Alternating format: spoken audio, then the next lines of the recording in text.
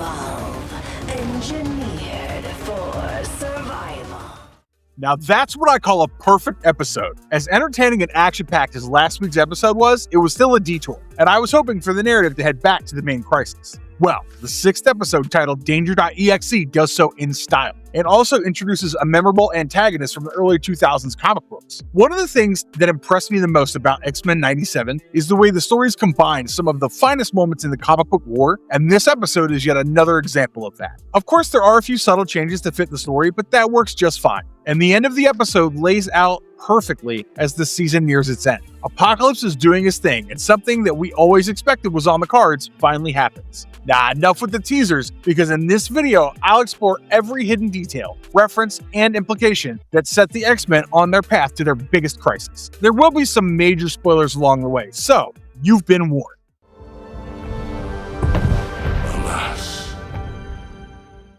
The cycle of mourning. I was so busy watching the likes of Wolverine and Sabretooth in action that I almost got distracted about the death of Magneto. Danger.Exe brings the focus right back as we see Professor Xavier mourning the loss of his closest friend and fiercest enemy. Clearly, he hasn't come to terms with this yet, and more so because he blames himself for the failure that led to Magneto being killed by Apocalypse. He plays out the scenario over and over again in the Danger Room, and the simulations don't ease his pain. It's the perfect start to the episode, where the one who's supposed to guide the X-Men through their dark times is enduring one himself. As he remarks, he has no clue about living in a world without his best friend.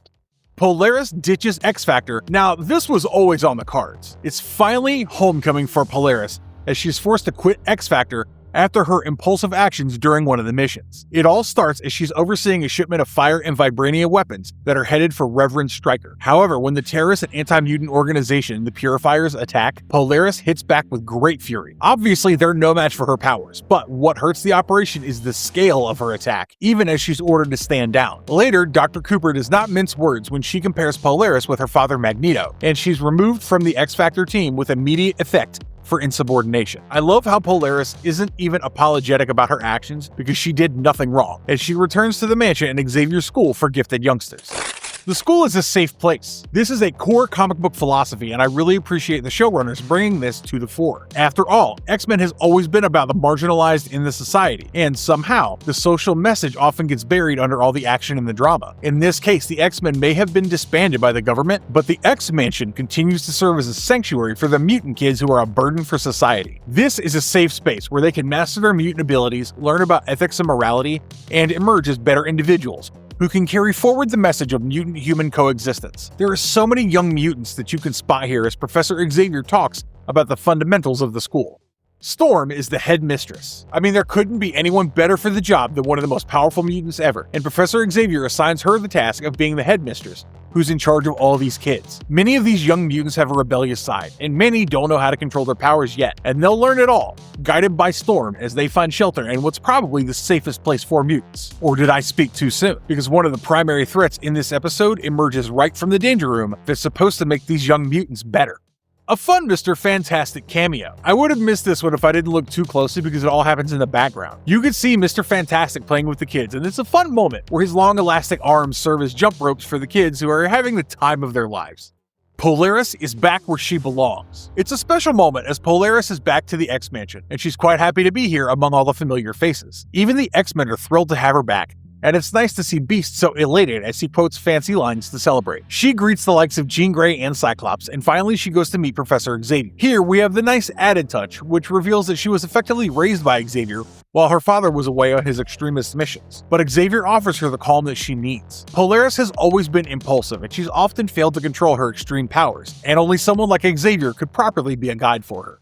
Crisis time in the Danger Room. The Danger Room turns out to be a danger in itself, and this manifests in the most unexpected ways. It's all normal, and suddenly a young mutant named Wing is visibly injured and nearly on his deathbed with decreasing heartbeats. Storm and Bishop were able to resuscitate him successfully, but now there's an alert of a breach at the main door. They rush out, leaving Polaris inside, and this is when the unthinkable happens. Well, it wouldn't be so unthinkable if you're familiar with a comic book run during the early 2000s, when the Danger Room became a terrifying entity in itself. In In fact, in the comic book narrative, it's way worse, as the room manipulates Wing to kill himself, making all the safeguards null and void. Anyway, back to the story, it turns out that the Danger Room has gained some kind of twisted sentience, and it was just a trick to lock them up inside while getting Storm outside. Now, it's developed some demented idea of perfection and survival of the fittest, where it sees the X-Men as irrelevant and fit to be eliminated. The Danger Room takes a humanoid female form. This is so comic accurate and I couldn't take my eyes off the screen. The Danger Room eventually takes a humanoid female form, and it looks exactly like it did in the original comic book narrative. The voice acting is perfect here, and it immediately proves its powers by taking down some of the strongest X-Men, including Polaris herself. Moreover, the Danger Room is manipulative enough to provoke Polaris to the point where she loses control over herself and ends up unleashing a powerful energy wave that makes the younger mutants shudder. It is only when she's calmed down that she stops, but the Danger Room is far too powerful by now. It's been built in a way that is constantly evolving, and it's studied all the moves of the X-Men, which makes their attacks pretty much useless. How is this sentient Danger Room different from the comics? I did say that the creators have introduced some very smart and subtle changes to retain the best of the comic books and also add some innovations. For instance, in the comics, it's revealed that Professor Xavier knew that the Danger Room had become sentient, and he kept her enslaved even after finding out. This is from the popular Astonishing X-Men run from Joss Whedon, when the villain Danger was introduced, and I love how they've executed the story. Basically, if you look back at some of the writing from the early 2000s, it seems like Professor Xavier wasn't always portrayed as a saint. I guess this doesn't quite sync with the more noble version of Xavier in the show, and maybe that's why they chose to do away with the story of him knowing about Danger's sentience.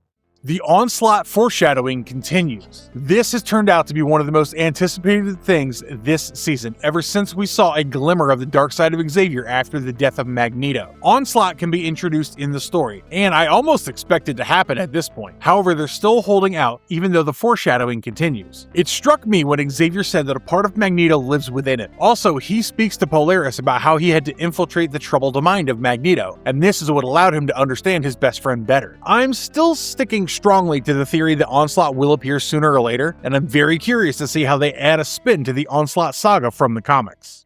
The fake Sentinel attack is directly from the comics. Xavier isn't playing around when it comes to training the young mutants for the harsh and hostile world. During a school assembly, there's a sudden Sentinel attack, which turns out to be a fake, but it's enough to make the youngsters jittery. Xavier points out that they must always be ready for the worst and train to be the best versions of themselves, because there are greater dangers in the outside world. This particular scene is straight out of Joss Whedon's comic book run, and it's worth appreciating how a show with a 30-minute episode manages to touch upon so many memorable comic book references. The Danger Room threat was indicated in the very first scene. The hints were there all along that the Danger Room would turn into something sinister. When Xavier is repeatedly undergoing the painful simulation again and again, in one version we can see that Apocalypse turns on him. It is on the verge of crushing him. Xavier shuts it down, and the Danger Room insists that it only raised the risk to prepare him better for what's coming. Professor Xavier snaps back that all he wants is some help to deal with the hostile world and not be put in actual danger.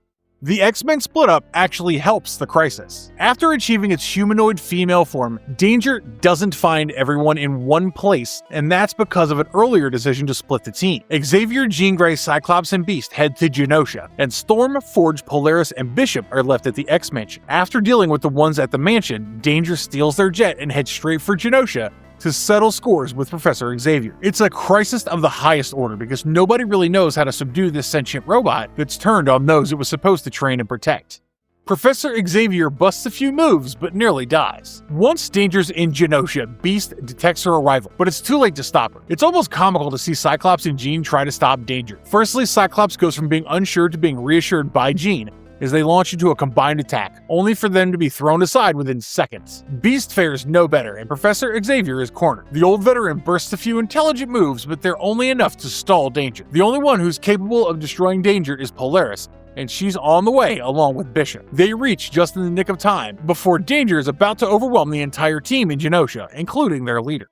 Polaris does a Magneto. Sometimes it's not a bad thing to have incredible powers that are not held back. This episode is focused a lot around Polaris, and for good reason. She's tired of being compared to her father every time she loses control, and she despises her father for abandoning her. However, it is her ties with Magneto that turns out to be the savior And ultimately, it's all about picking the best and discarding the worst from that individual. When the X-Men are faced with certain defeat and Danger is busy repairing herself for another round, Xavier urges Polaris to feel her father in her soul and embrace the might of his electromagnetic power. She unleashes an insane energy blast, with Bishop withstanding the overload, and Danger is finally defeated and destroyed for now. Well, this is a sentient robot, so there's no telling if it can or cannot appear again. XC Corp twist. I know the climactic twist is the best in this episode, but this one is no less, especially when you consider the significance of this decision. So after Danger is seemingly destroyed, Professor Xavier is quick to establish a new order by the name XC Corp on Janosha. In a way, he's privatizing their actions, and in his own words, it's a way to counter the New World Order, as the X-Men basically go global now. Of course, this doesn't go down well with Dr. Valerie Cooper, who is quick to condemn this new endeavor. She lays out that the new organization is illegal and the US Justice Department will come down heavily on this, even if it is outside American borders. I wonder what the impact of this will be on the young mutants training at the X-Mansion. Interestingly enough, Xavier is not the direct founder of XC Corp in the comics, so I'm sure the writers are going somewhere with this. Also, the organization was created as a global non-profit extension of the X-Men, and it was dedicated to protecting mutant rights across the world. It's a smart move to use this idea and implement it in Janosha. The final scene is what we all waited for. The final scene is probably what elevates this episode from a good one to a great one. It's a smart move to save the best for last, and I knew something was off when action suddenly cuts away to New Athens. And Apocalypse walks into a chamber and starts the process of transforming a body into one of his horsemen. Yeah, it's none other than the lifeless body of Gambit, who's turned into the Horseman of Death. The evil smile on his face and the sinister glowing red eyes are enough to prove that this isn't even close to the happy-go-lucky Gambit that we've known, and things are about to get a lot worse for the X-Men. Gambit's Horseman of Death has very different circumstances. If you're familiar with the 2006 arc Blood of Apocalypse, you might recall that the events that led to Gambit turning into the Horseman of Death were very different than what we're seeing in X-Men 97. In the comics, a broken Remy joins Apocalypse willingly with plans to serve as a double agent. However, the powerful brainwashing takes over, and in this version of Death, Gambit's skin turns black and his hair turns white. The show focuses more on the helplessness of Gambit, who is dead, and Apocalypse just awakens him like a scene from a scary zombie movie. All I know is that there are some tough roads ahead for the X-Men, and Apocalypse is going to make life very difficult for them.